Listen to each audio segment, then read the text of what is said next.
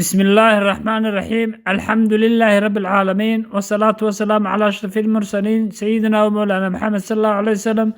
السلام عليكم ورحمة الله وبركاته. waxaan halkan ka salaamayaa dhammaan Soomaali Maxamed meel walba ay joogaan. Waxa ka inooga sii socon doona insha Allah gabayadii diiniga ahaa ee taxanaha. Waxa gabayga maanta la yiraahdo dumarkii la soo dhoofiyay wuxuuna ka hadlayaa dumarkii la soo dhoofiyay say ragga uga abaal dhaceen wuxuuna ku bilaabmay insha Allah sidan. Dumarkii dhowr iyo 30 sano lagu dhaqayay dhulka hooyo laga dhalay dhowr iyo 10 dhalaan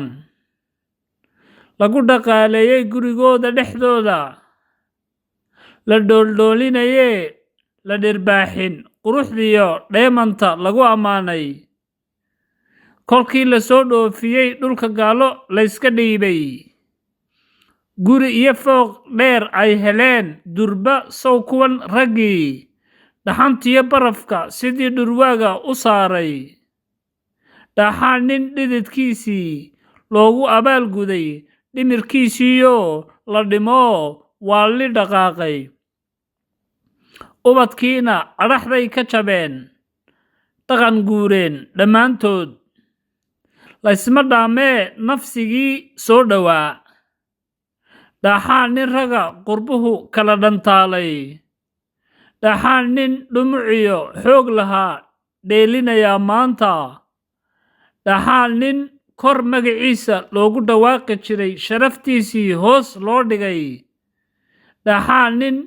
lagu soo dhici jirin lagu dheelay maanta dhaxaan nin cidna la ag dhigi jirin sumcaddiisii la dhaawacay maanta dhaxaan dhallinyaradiisii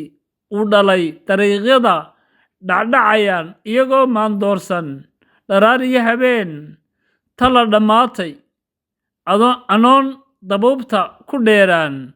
waa ragow ma inaad dhuumataan dheriga karisaan weelka dhaqdaan dharka maydhaan dhuxushii laxoox dumarku dubi jireen ma idinkaa dhaxal u helay dhagartaa dumarow waddaan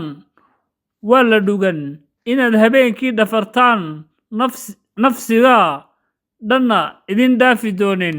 waad mahadsantii dhammaantiin waxaan leeyahay maxaa ceeb qurbaha taala insha Allah walaalayaal wasalaamu calaykum